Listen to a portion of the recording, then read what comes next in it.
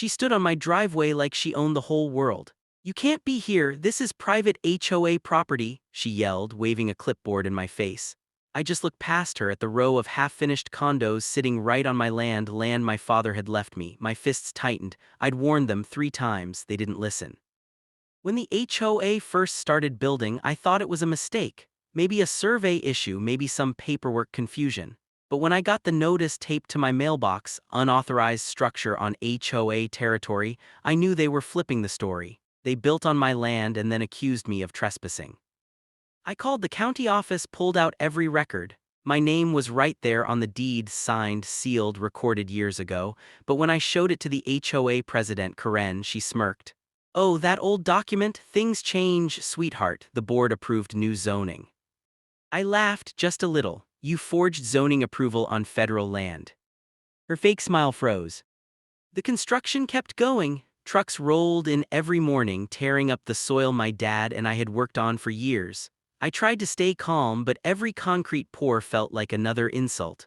That's when I made a call, short, simple, no emotions. "Yeah, it's time, bring the crew." A week later, the ground shook. The same crew that built those condos was about to tear them down. "They built on my land," I whispered, watching the dust rise. "Now they can watch it fall." Karen came running out barefoot, still in her silk robe, screaming like a banshee. "Stop, you can't do that, this is HOA property." Her voice cracked as the demolition trucks rolled closer, engines growling like thunder. I didn't say a word. My crew knew what to do, professionals, licensed, everything legal. They had permits in their hands, stamped by the county office.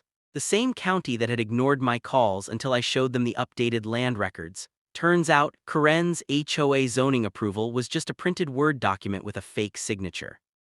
When I caught her staring at me, I said calmly, "You built 28 condos on my land without permission. I'm just cleaning up the mess." Her face went pale. "You'll regret this, I'll have you arrested." That's when 2 police cruisers pulled up, lights flashing. For a second she smiled again, thinking she'd won, but when the officers stepped out, one of them nodded to me. "Morning, Captain, everything going smooth here?" Karen's mouth dropped open. "See, Captain," she stuttered. I turned to her, almost amused. "Retired U.S. Army Engineer Corps, this land was part of a veterans grant program, mine." She blinked, lost for words. The cops ignored her, checking my paperwork, nodding at the permits. Everything was legit, I'd made sure of that. Karen's voice turned shaky, "But we already sold those condos." I cut her off. "Then you better call your buyers, because in 10 minutes this place becomes what it always was, my property." The sound of the first wall crashing down echoed through the whole neighborhood. Dust rose like a storm cloud and Karen screamed over the roar, "You can't do this." I looked at her one last time. "You did this." The next morning, my phone blew up with calls. Reporters, lawyers, even a few furious buyers who thought they owned a condo here. One man shouted, "You demolished my new home." I sighed and said quietly, "You can't own what was never for sale." Then I sent him a copy of the land deed. By noon, the HOA board held an emergency meeting in the community hall. I walked in mid-argument, Karen yelling at the board treasurer, the treasurer shouting back, "You told us you had the zoning papers." They all froze when they saw me. Karen's face turned red. "You have no right to interfere in HOA affairs." I sat down across from her. "You built 28 illegal condos on a veteran's land. That's not an HOA affair, that's a felony." She laughed nervously. "You can't prove anything."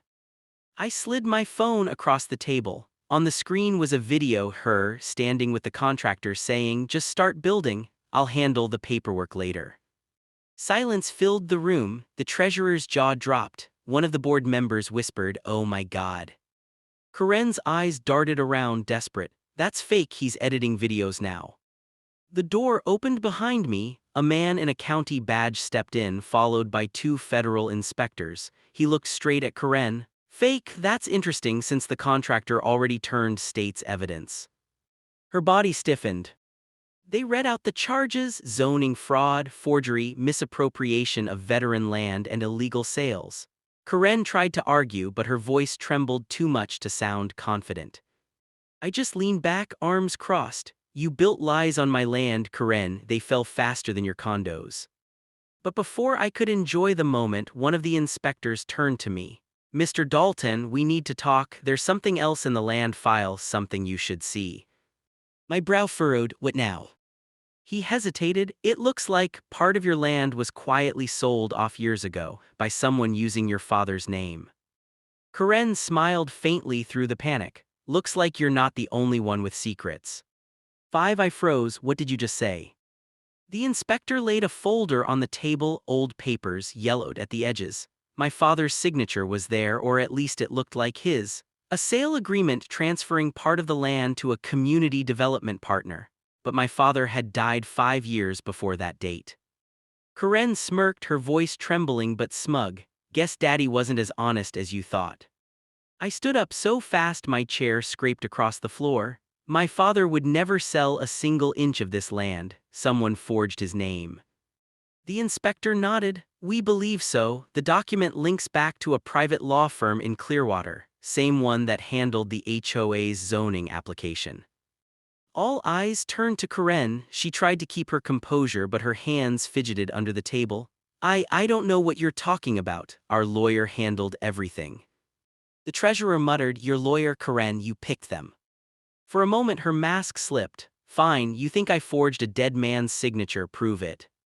I stared at her and a slow, cold smile crept onto my face. "I already did."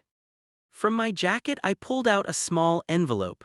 My father's actual signature samples from the original deed, his military pension, and his will. The county already verified them this morning. Karen's expression cracked completely. The inspectors exchanged looks, one of them whispering, "That seals it." The county officer stepped forward. "Karen Walsh, you're under investigation for document forgery and fraudulent land development." She backed away, trembling. No, you don't understand. I didn't plan this alone. Someone else, someone bigger was behind it." I leaned forward. "Then you better start talking." She swallowed hard, her voice dropping. "The developer, Mr. Haynes, he promised the HOA funding, bonuses, everything. He said he owned the county zoning board." The inspector looked grim. "Haynes Construction, they've been under watch for months. You just confirmed everything." Karen slumped into the chair, defeated, but something about the name Haynes hit me like a punch. My father once mentioned that name years ago during his last project. I muttered under my breath, "So that's how deep this goes." Outside, thunder rumbled again, same as the day the first wall fell. And I knew then, the condos weren't the real battle, they were just the cover-up. That night I couldn't sleep. The rain hit the windows like small stones and my father's voice echoed in my head, "Never trust a man who hides behind permits." I sat at my desk, the folder of evidence spread out, fake documents, shell company transfers, and wire payments all leading to one name. Richard Haynes, owner of Haynes Construction, and apparently the man who thought he could buy the law. At dawn, I drove out to the construction site downtown where Haynes had his main office.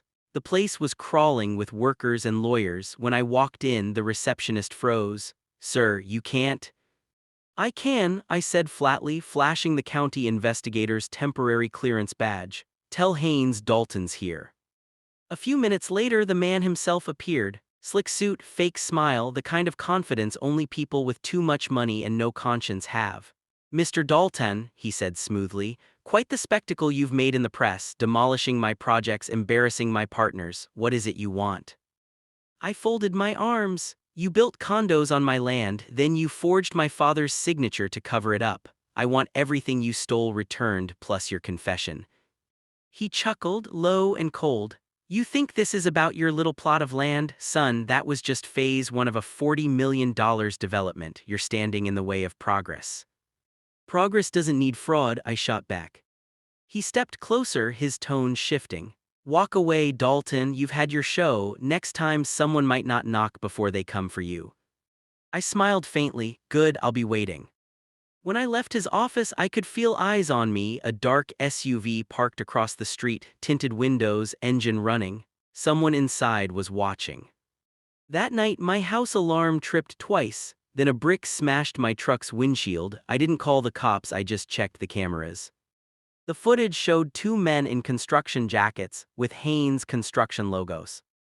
I clenched my jaw. "All right, Haynes," I whispered, "you just made this personal." Next morning, I met the county inspector again. "If we take him down," I said, "we do it right, legally, publicly, no backroom deals." The inspector nodded. "Then we go federal, fraud, forgery, racketeering, the whole list." I looked back toward the ruined condos, the mud still soaked with rain. "My dad built this land to last forever, let's finish what he started." By midweek, the town buzzed with rumors. News crews parked outside the HOA gate and helicopters hovered overhead. But behind the noise, something bigger was building, a federal sting. The inspector had looped in the FBI, and for once the law was finally leaning our way.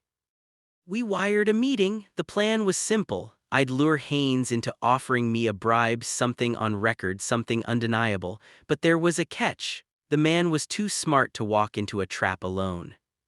And that's when Karen called.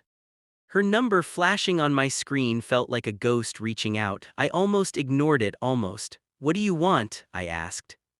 Her voice was shaky, different, broken. "Dalton, they came for me, 2 men from Haynes Construction. They said if I talk again, I'll disappear. Please, I'll help you, just get me out." I paused. Maybe she was lying, maybe this was another setup, but something in her voice, the fear, it sounded real this time. "Meet me at the old gas station on Route 9, I said. 1 hour, come alone." When she arrived, her hair was messy, eyes red from crying. She slid a flash drive across the table. "Everything's on here, emails, transfers, fake signatures. Haynes made me do it. He owns half the county board." I plugged it into my laptop. There it was, proof of everything. Wire payments to officials, fake zoning stamps, even emails from Haynes bragging about turning veteran land into profit.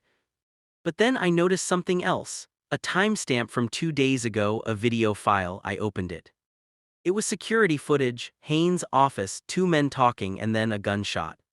Karen flinched. "That's his partner, he killed him, said he was a liability."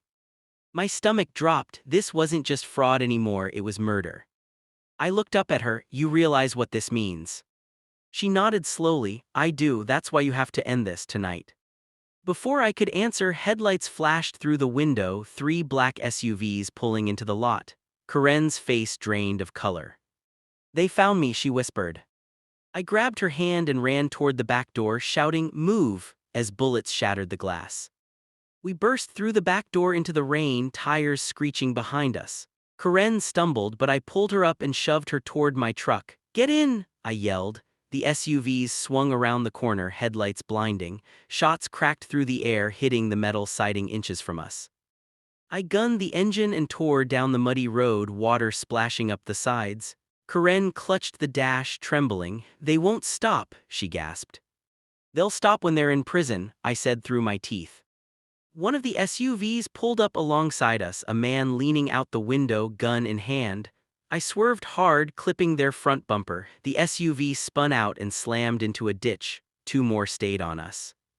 Karen shouted, "There's a turn ahead, go left." We slid around the bend, headlights bouncing across the wet trees. I knew exactly where we were headed, the old quarry at the edge of my property. No cell service, no witnesses, but that also meant no backup. When we skidded to a stop, Karen's eyes widened. "Why here?" I looked at her calmly. "Because this is where it ends."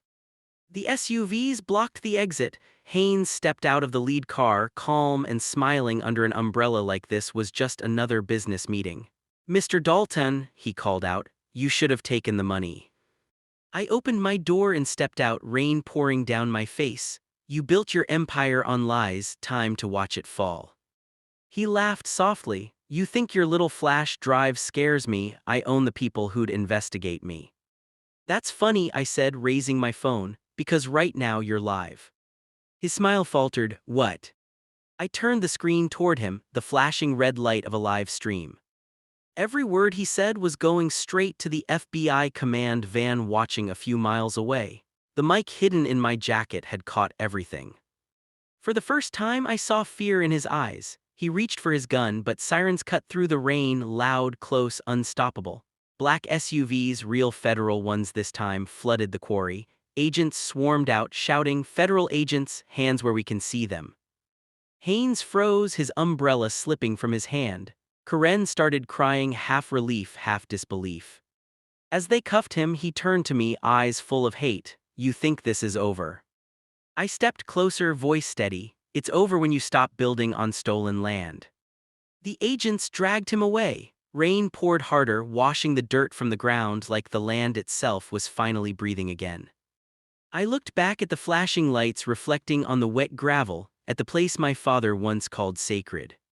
For the first time in years, it felt clean. The morning after the arrest, sunlight finally broke through the gray clouds that had hung over the valley all week. The air smelled like rain and fresh dirt, the kind of scent my father used to call the smell of honesty. I stood where the condos once stood, just open land again, soft and quiet. Karen sat on the hood of a police car, wrapped in a blanket, eyes distant. She looked nothing like the HOA tyrant who'd tried to run me off my own property. The agent walked over and said, "She's cooperating, full statement signed, her testimony seals Haynes' case." I nodded, watching the horizon. "She'll get her punishment," I said, "but maybe she'll get a little peace too." The county truck pulled up a moment later. The inspector I'd worked with stepped out, smiling tiredly. "Dalton, it's done. The federal court restored your title. Every inch of this land is officially yours again." I didn't say anything for a moment, just stared at the ground beneath my boots. The same soil my father dug, the same earth they tried to steal. Then I smiled faintly. "Guess the old man was right," I murmured. "Land's only worth something when it's earned." The inspector nodded. "You know, you could rebuild here, make something new." I looked around, wide open space, birds cutting across the sky, the sound of wind through the pines. "No," I said softly, "some places deserve to stay pure, not everything needs concrete to matter." Karen looked over, her voice barely audible. "Why didn't you just let me fall with him?" I turned to her. "Because revenge isn't justice. I didn't fight for this country to destroy it from the inside." She dropped her gaze, tears mixing with the last raindrops. I walked back toward my truck, stopping for one last look at the field, my father's land, my land, finally free again. And as the sun climbed higher, I said quietly to the wind, "They built on my ground thinking they owned it, but this land remembers who it belongs to." I got in the truck, started the engine, and drove off down the long dirt road, leaving behind the ghosts, the lies, and 28 broken condos that would never rise again. "Freedom," I whispered, gripping the wheel, "isn't something they can build over."